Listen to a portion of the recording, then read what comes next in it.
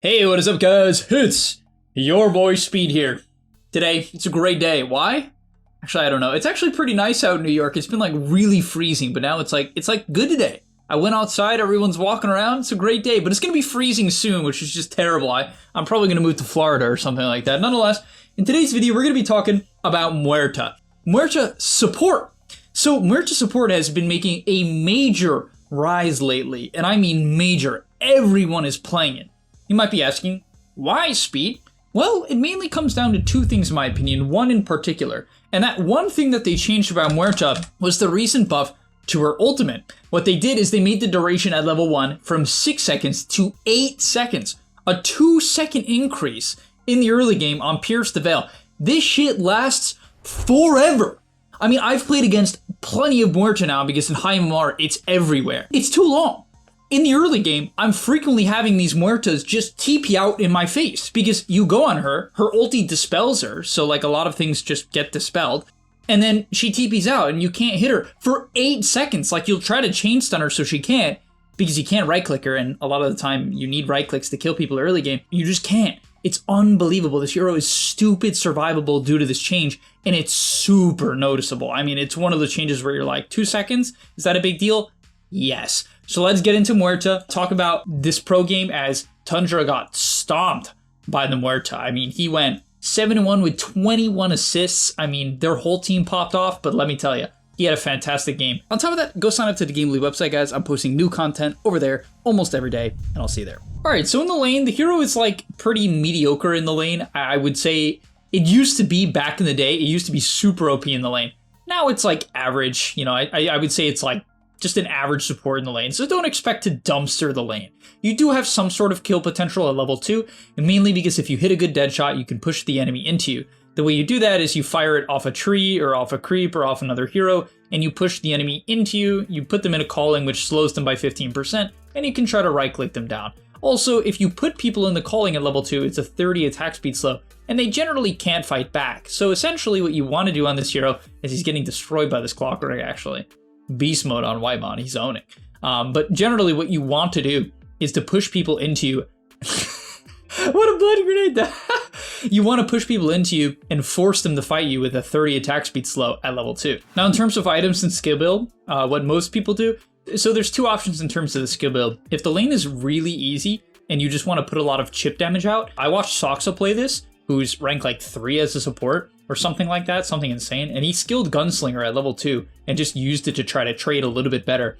And the reason why that can be good is it preserves mana for level 2 Deadshot, and this ability is really effective. It's 175 damage, and you can shoot it off the position 5 at the carry and hit both of them with the Deadshot. So yeah, this ability, oh, nice dust.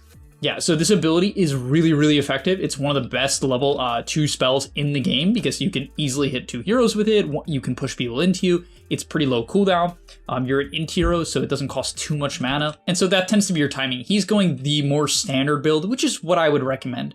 You go 2 points in the Deadshot, then 2 points in the Calling. The Calling scales quite well. It goes from 45 damage per what is it, Wraith hit? Revenant hit? Well, you know, the spirit shit that flies in a circle, it doubles in damage. And so this is the safer build. You might be saying, oh, but Speed, Pierce the Veil is 8 seconds now. I want to have Gunslinger to maximize my Pierce the Veil hits. And yeah, that's why some people do opt to skip the Calling and take Gunslinger, right? They do feel that it is valuable to take Pierce the Veil. So if you're having a good game, and you're going to buy something like a Gloves of Haste next, you want to really try to get like early treads and click people during your ult, which some people do, then it is a decent option to have your E at level 5 or even at level 3 or sometimes even level 2 just to make sure that your ulti is more effective. Also, when going for kills, guys, sometimes it's going to be really hard to find a good dead shot that doesn't push the enemy away from you. For instance here, he doesn't want a dead shot off the tree onto the clock because when you fear them, it gives them more movement speed. So it feels pretty bad to fear people away from you. And so instead, he just shoots it directly at the clock. And if someone's running away from you, your best case is to try to get close enough to them where you can fear them into your team. But the second best is to actually shoot it off of them and just point it away or something like that. Or, you know, point it towards like their ally. Don't just shoot it off a tree into them and make them run faster away from your team. It's a pretty important tip. And now at level 6, this hero, as I'm saying, is just straight up nasty. I mean, look at this clip here. Blood Grenade out. Fear off the tree, love that fear, pushing the SF into the Calling. This is what I'm saying. You want to force people into your calling and then fight them. You don't need to, like a lot of Muertas that I've watched, so I love that Bobica does this, right? They'll just put the calling like on the outside so the Wraith hits them, but it will only hit them once. If it's a hero that you need to silence, fine. But if it's something like SF Clock, I mean, yeah, the SF might ulti, so that could be a concern, but it's way better to just trap people in the middle and put them in a movement speed, attack speed slow, because it's super significant. And then with his ulti here, it gives you bonus 70 damage. He's hitting for double damage.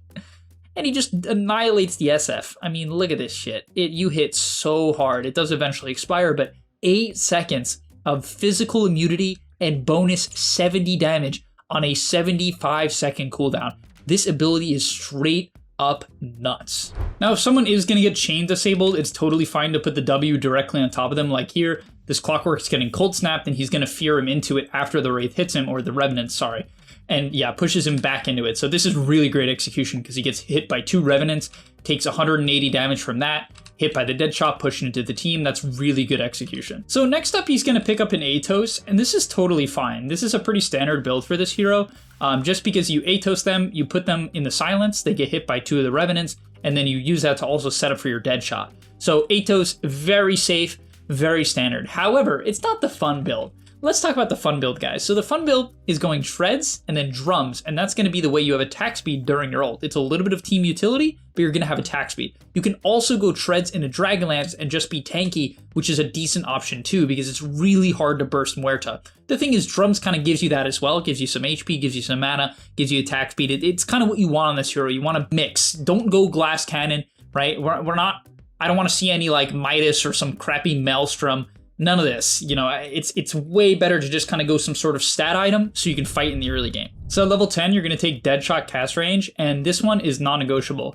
It's really tempting to take max HP regen while inside the calling, because this talent is actually really good. But unfortunately, Deadshot cast range means you can easily push people into you and into your team. It's typically pretty hard to do that normally because you have to be pretty close, and in team fights, it's often not practical.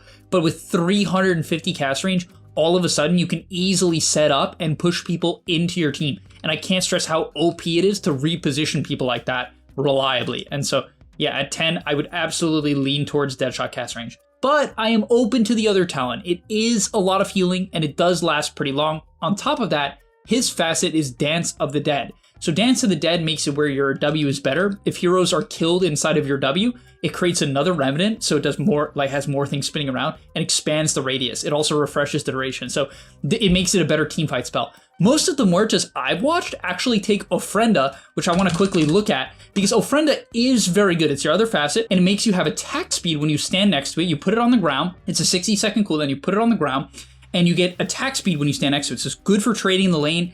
It's just good in team fights. You can kind of like put it down next to you and just have some attack speed. It is very, very strong. On top of that, when respawning, you'll gain the benefits of Pierce the Veil for 50% of the duration and respawn at the Ofrenda if you have your ult skilled, right? And so it also gives you like this mini ult if you die. You can also buy back and go back to the Ofrenda and then have half your ult in a team fight. Like there's a lot of use cases for it. In the lane, you can kind of like play aggressive, die, and not have to use your TP, which is really awesome. You can save a lot of gold that way. So I'm a big fan of Ofrenda. I actually think it's better. But he decides to go Dance of the Dead, which is kind of more of the support build. And that's sort of what Bobica's doing here, right? It's an Atos. He's doing a mix, which is fine. And I like the mix. I like Atos. If your team lacks stuns, if you're like, wow, we really have no disable, it's a good idea to buy the Atos and scale a bit later on. And upcoming here is a perfect example of why Muerta is just crazy, right? Here he walks in, calling onto the bounty. This is why the Atos is so good. Gets to hit him with 2 Revenants.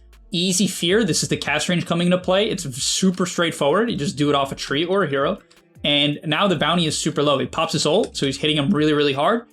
Gets hit by the SF ulti, but they can't right click him. And, you know, when you have 1300 HP, you're not dying to just, you know, casual nukes from a Void Spirit. It's just not going to do enough. I mean, he's 1000 HP. And so it's crazy. Then again, nice Deadshot on the 2. I would have liked to see that Deadshot be off the tree and maybe push the Clockwork into his team. It probably wouldn't have mattered in this case, but that is typically what you want to do. Your average Deadshot should be pushing people into you. Okay, he took Philosopher's Stone, which like I absolutely despise. Please don't take Philosopher's Stone on this hero, guys. The best item is People's Gift by far, or Grove Bow. Those are the top 2. People's Gift because you're an intelligence hero. So you get strength, which you want HP, and you get agi, which for int heroes that right click, this is perfect. It gives you 15 attack speed and 2 armor. The attack speed being the big part there. So People's Gift and Grove Bow are number 1 and number 2. Queues up the Dragonlance next. So if you can get Grove Bow plus Dragonlance, you hit from really far away and you become really tanky. And again, in this team fight, we're gonna see him have huge impact here. Drops the Calling, massive silence onto the Darkseer, which completely griefed his vacuum, right? So beautiful timing, catching the Darkseer with the silence, the Call of the Dead. Drops his ulti. Sometimes it's okay to save your ulti to use it defensively, but he's using it aggressively. I mean, he does have his treads, and he's gonna pop this Clockwork here. Huge damage considering he's a support, right? With auto attacks.